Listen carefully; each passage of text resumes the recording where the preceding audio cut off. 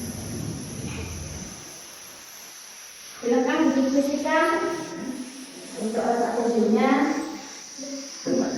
bersama menurutnya. Pastikan setiap dari anggota kelompoknya berpartisipasi aktif ya.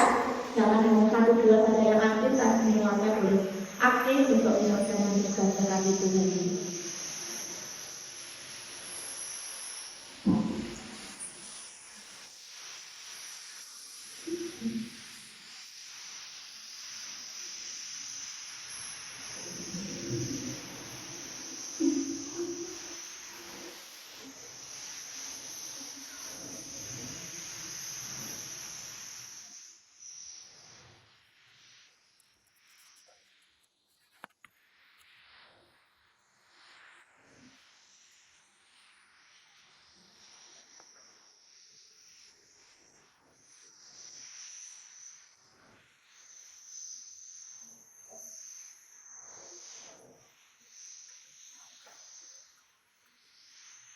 Sudah selesai anak? Sudah selesai kelompok 1?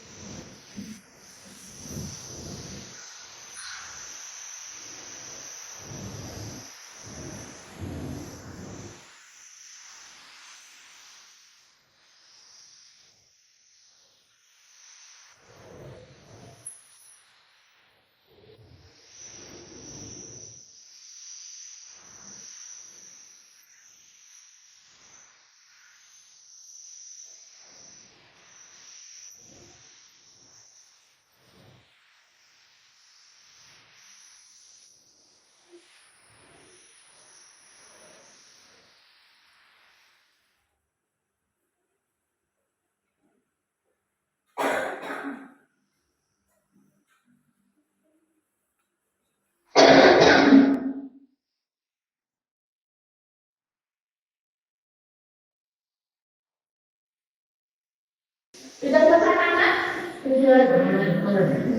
Sudah selesai seperti tugas yang sudah sampaikan tadi.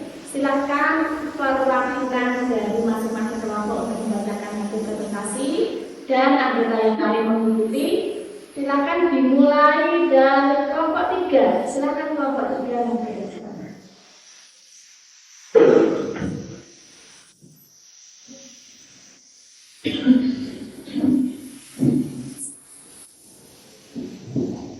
Kemudian ditanding akan terbang dan sebagai rencana wacana diganti.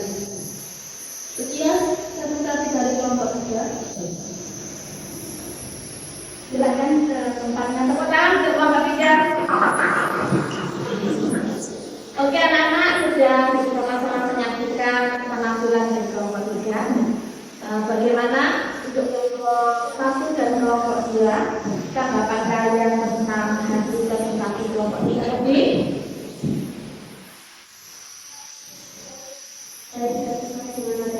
Ya, sudah cukup baik. Coba itu kelompok 3.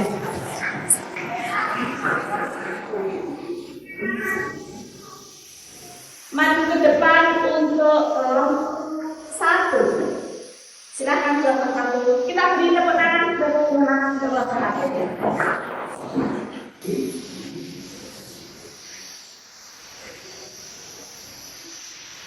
Assalamualaikum warahmatullahi wabarakatuh. Terima kasih waktunya. Saya perwakilan dari kelompok 3 ingin menyampaikan hasil presentasi hasil kerja kelompok kami. 1. Ada bidang seni tari. Berdasarkan dari premi yang terdapat pada jari kami, terutama dari Pulau Kudus dan Kramangan, bahkan adanya bentuk tari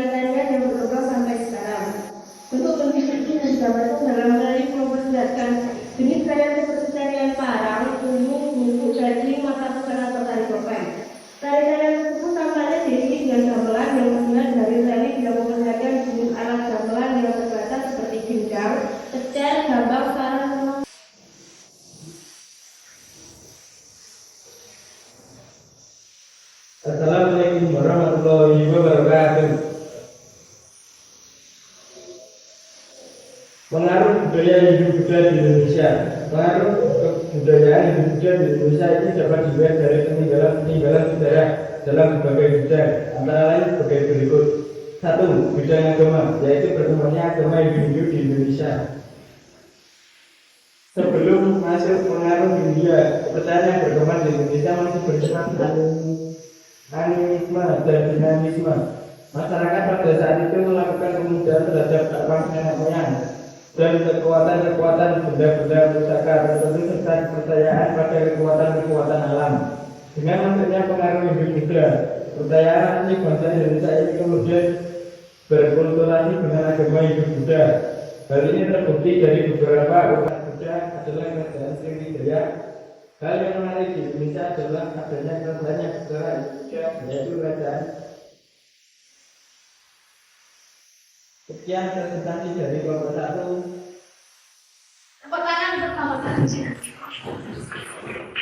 Terus kembali untuk kelompok 1. Bagaimana penampilan dari teman kalian dari kelompok 1? Bagaimana tanggapan kalian mengenai hasil kelompok mereka, presentasi mereka?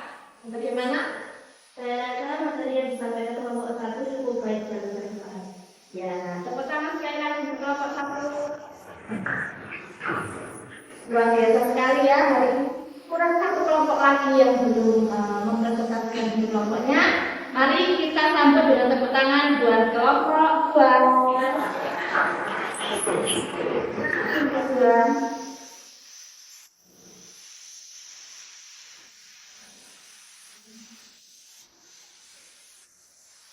Assalamualaikum warahmatullahi wabarakatuh. Waalaikumsalam warahmatullahi wabarakatuh. Kita pendidikan membawa pengaruh bagi munculnya lembaga-lembaga pendidikan.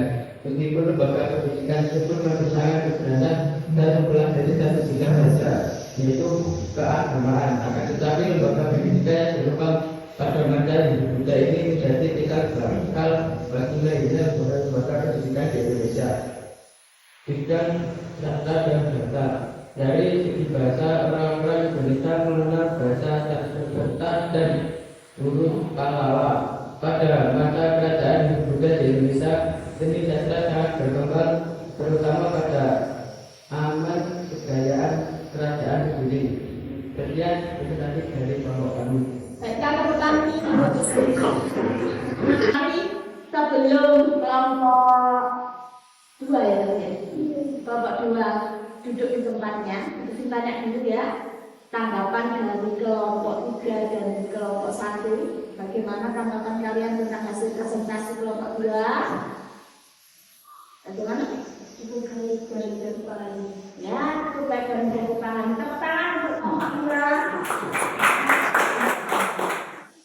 Baik dari kelompok 1, kelompok 2, kelompok 3 itu sudah sangat luar biasa ya, mempresentasikan hasil LKPD kelompoknya di depan kelas dengan percaya diri, dengan hasil yang baik ya, untuk pencapaian yang luar biasa. Anak-anak, tugas kelompok sudah selesai dijalankan ya, sudah selesai. Sekarang kalian akan kasih tugas atau LKPD untuk dikerjakan secara mandiri. Nah, untuk soalnya ini nanti kita akan share di grup kelas ya, bisa diperhatikan ya. Ini nanti soalnya berupa Google Form. Itu kirim dulu, nanti bisa kalian buka Google Formnya di gadget kalian masing-masing. Sudah bisa kirim, silahkan dibuka soalnya. Soalnya ini di Google Form ya. Ada kendala untuk membuka Google Form ini? Enggak ya, lancar ya. Silakan untuk soal-soal yang ada di Google Form ini dikerjakan, mulai dari pertama hingga akhir, dan pastikan semua soal sudah terjawab. Jangan sampai ada soal yang tidak terjawab. Silakan dikerjakan.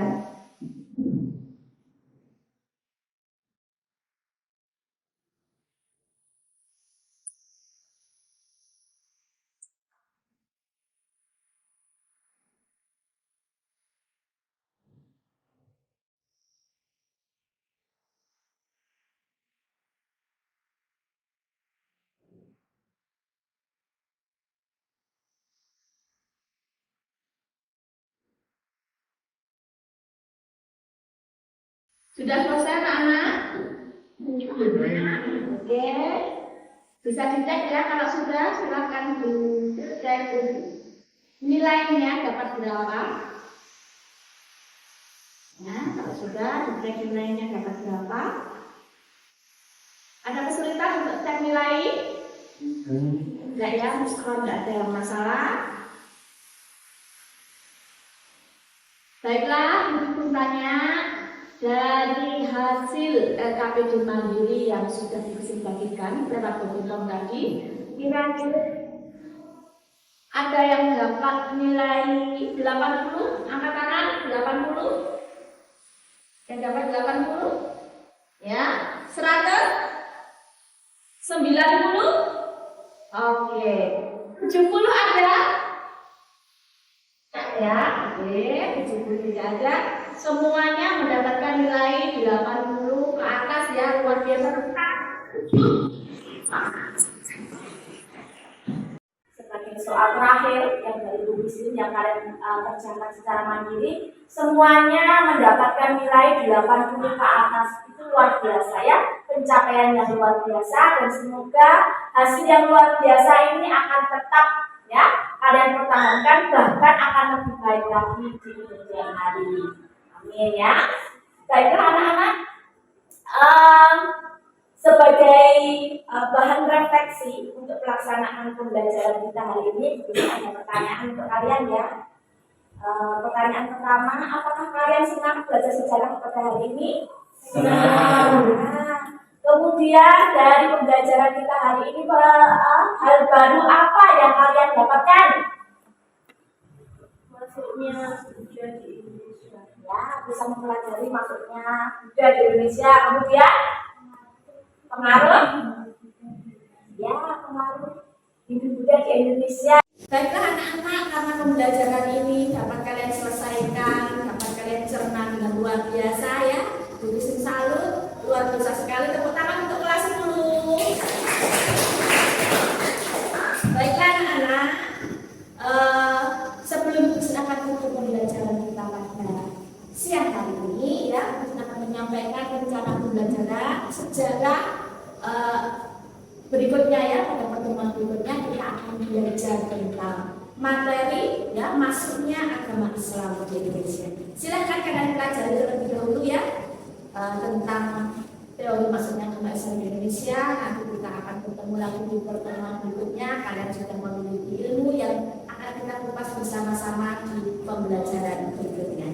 Baik anak-anak, mari kita tutup pembelajaran kita hari ini dengan doa. Silakan untuk pimpin doa.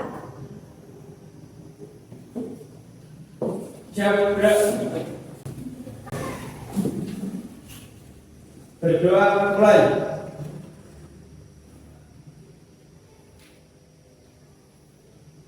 Berdoa selesai.